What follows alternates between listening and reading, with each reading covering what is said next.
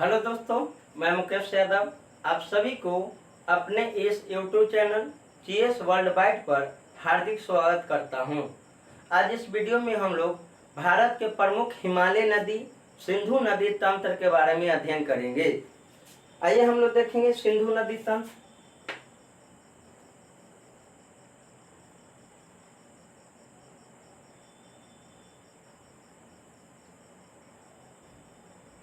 कहा जाता है कि ये चीन वाला एरिया हो गया, तिब्बत वाला। यहाँ पर एक झील है जिसका नाम है मानसरोवर झील। मानसरोवर झील और मानसरोवर झील है जो आपको तिब्बत चीन एरिया में पड़ता है। तो कहा जाता है कि यहाँ से एक नदी निकलती है जिसका नाम है आपको सांगपो खवांग। सांगपो खवांग। मानसरोवर झील से एक नदी निकलती है जिसका नाम है सांगपो खवांग नदी, जो कि तिब्बत एरिया में जाना जाता है इसका नाम। जब भारत के लद्दाख केंद्र शासित प्रदेश के दमचौक नामक स्थान पर प्रवेश करती है तो इस नदी का नाम पड़ जाता है आपको सिंधु नदी। जब भारत के लद्दाख के दमचौक नामक स्थान पर प्रवेश करता है तो सिंधु के नाम पड़ जाता है सिंधु नदी। और ये है जो आपको जम्मू कश्मीर के चिलास नामक स्थान से, चिलास, जम्मू कश्मीर के चिलास नामक स्थान से पाकिस्तान में चली जाती है और जा करके खंबात की खाड़ी अरब सागर में मुहाना बना लेती है। तो सिंधु नदी का कहेगा उद्गम स्थल कहाँ है। उद्गम स्थल मतलब जहाँ से नदियाँ निकलती है। तो सिंधु के उद्गम स्थल बताना है तो आपको मानसरोवर झील, कहाँ से आपको चीन से। और मानसरोवर झील के है जो आपको चेमायुंगदुंग, चेमायुंगदुंग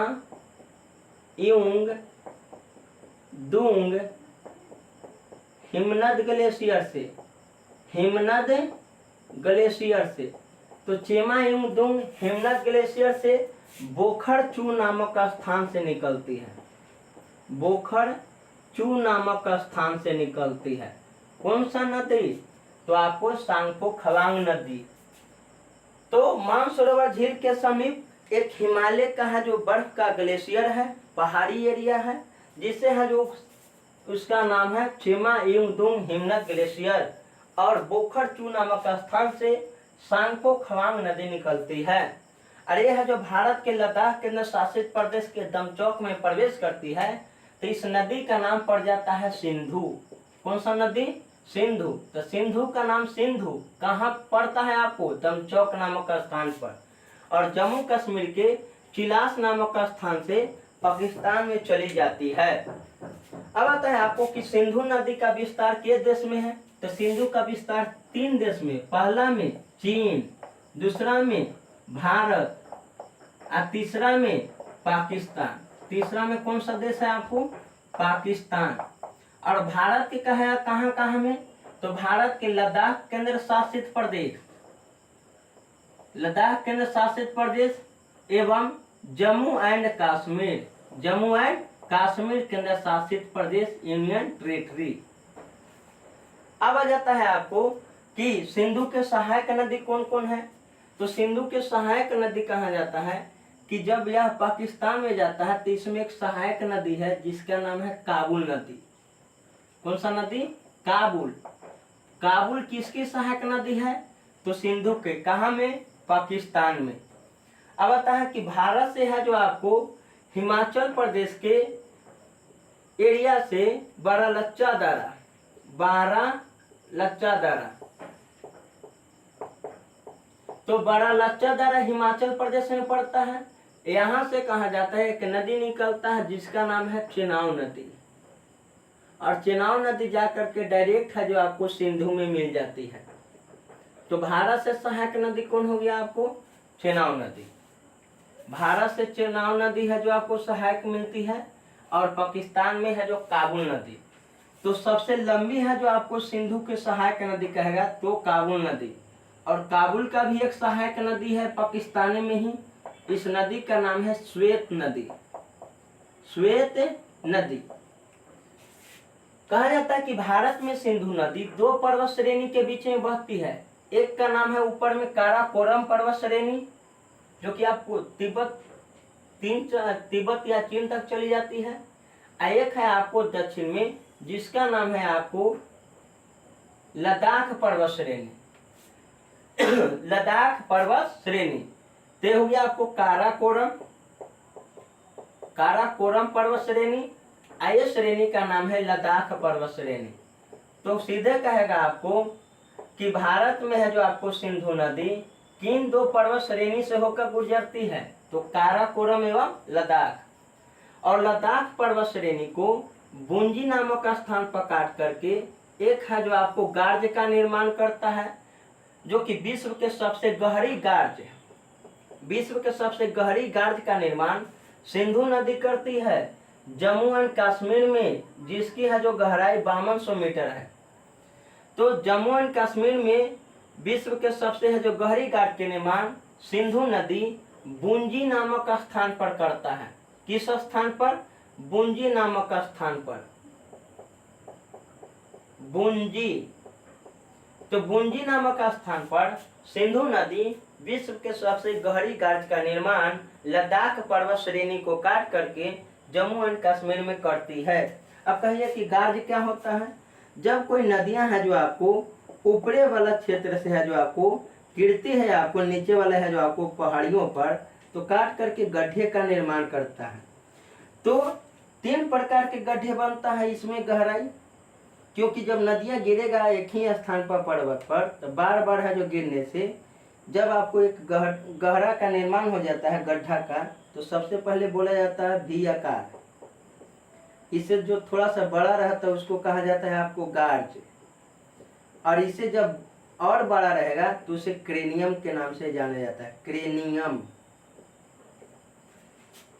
तो विश्व के सबसे गहरी गार्ज का निर्माण सिंधु नदी बुंजी नामक स्थान पर करती है।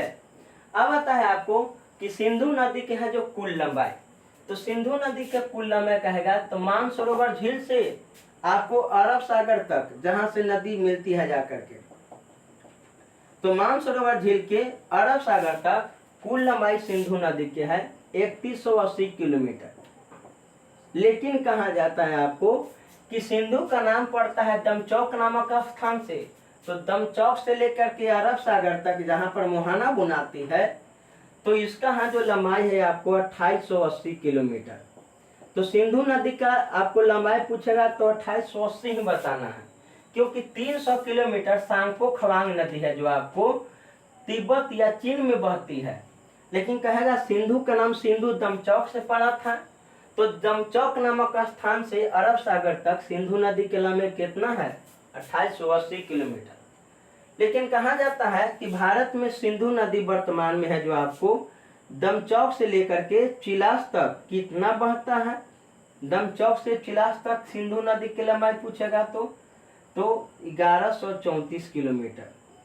1134 किलोमीटर दमचौक से लेकर के चिलास नामक स्थान तक सिंधु नदी है जो आपको कितना लंबाई है भारत में? 1134 किलोमीटर। लेकिन वर्तमान में देखेंगे तेनु POK है पाक अधिकृत कश्मीर, इधर में पड़ता है COK चाइना अधिकृत कश्मीर। तो ये दोनों के लंबाई को घटा दीजिएगा तो वर्तमान में सिंधु नदी 714 किलोमीटर भारत में प्रवाहित होती है। तो वर्तमान में कहेगा कि सिंधु नदी भारत में कितना किलोमीटर प्रवाहित होती है आपको? तो 714 किलोमीटर प्रवाहित होती है। अब आ जाता है आपको कि सिंधु नदी है जो आपको पाकिस्तान में जाती है, तो पाकिस्तान की सबसे लंबी नदी कहलाती है और पाकिस्तान की जीवा रेखा के नाम से जाना जाता है। और पाकिस्तान की राष्ट्रीय नदी सिंधु नदी को कहा जाता है। पाकिस्तान की राष्ट्रीय नदी सिंधु, पाकिस्तान की जीवा रेखा के नाम से जाना जाता है सिंधु, और पाकिस्तान की सबसे लंबी नदी सिंधु नदी। अब इसमें आ जाता है आपको कि सिंधु नदी का प्राचीन काल में क्या नाम दिया गया था। तो सिंधु नदी को कहा जाता है कि प्राचीन काल में जब आपको ईरान आया था, तो ईरान के लोग है जो सिंधु को कहता था हिंदू नदी। सिंधु को क्या कहता था? हिंदू नदी। और इसे है जो और प्राचीन काल में कहा जाता है कि सिंधु का नाम था आपको इंडस नदी, इंडस नदी। तो सिंधु का नाम है आपको सिंधु या हिंदू है जो ईरान के लोग कहा, और इंडस नदी है जो कौन, तो प्राचीन काल में है जो आपको इंडस नदी के नाम से जाना जाता था, या इसे हिरण्य नदी के नाम से जाना जाता है। हिरण्य नदी के नाम से सिंधु को जाना जाता है, या इंडस नदी के नाम से जाना जाता है, या प्राचीन काल में ईरान के द्वारा हिंदू नदी के नाम से जाना जाता था। तो हो गया आपको सिंधु नदी के बारे में कि सिंधु नदी का है कि भारत में किन दो श्रेणी से बहती है, तो काराकोरम और लद्दाख पर्वत श्रेणी के मध्य से होकर गुजरती है, और भारत से है जो आपको चला जाता है पाकिस्तान में। अब इसके किनारे प्रमुख शहर देखेंगे तो सिंधु नदी के किनारे है जो आपको लद्दाख में लेह शहर है, लद्दाख में लेह, और पाकिस्तान में एक शहर है जिसका नाम है आपको कराची। पाकिस्तान में एक शहर कौन सा है, कराची। अब हम लोग इसमें देखेंगे आपको सिंधु जल समझौता के बारे में। सिंधु जल समझौता आखिर क्या था, ध्यान से समझेंगे।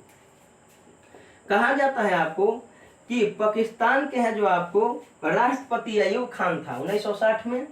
तो सिंधु जल समझौता होता है आपको सिंधु जल समझौता।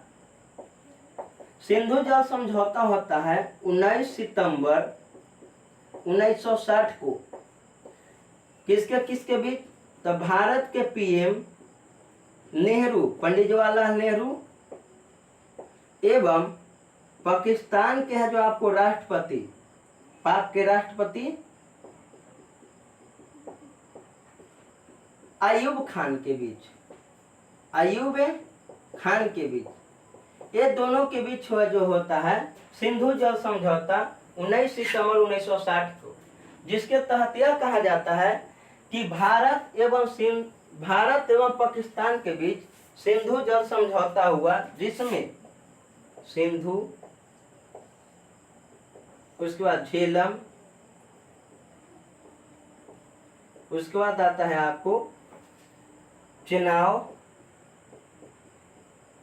चेनाब के बाद आता है आपको रावी, रावी के बाद आता है आपको ब्यास, और एक हो गया आपको सतलज।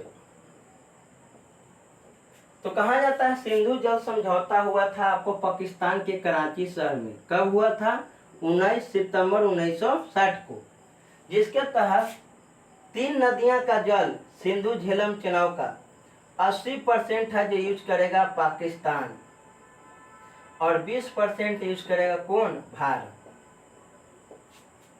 उसके बाद आता है कि 3 नदियां दक्षिण में जो है आपको नीचे रावी, ब्यास और सतलज, इसमें 80% है जो आपको जल उपयोग करेगा अभी भारत, और 20% है जो जल उपयोग करेगा कौन, पाकिस्तान। तो ये था आपको सिंधु जल समझौता। फिर अगले वीडियो में हम लोग है जो सिंधु के प्रमुख है जो सहायक नदियां, जैसे में आपको चेनाब के बारे में हम लोग पढ़ेंगे, और चेनाब के सहायक नदी है आपको झेलम, रावी और सतलज नदी। तो ये सब के बारे में हम लोग आगे वीडियो में पढ़ेंगे। आप लोग के है जो आपको प्रत्येक टॉपिक का है जो वीडियो बना के मिलेगा, बढ़िया से देखें, समझें, और चैनल को सब्सक्राइब करें, लाइक करें और कमेंट करें। जय हिंद, जय भारत।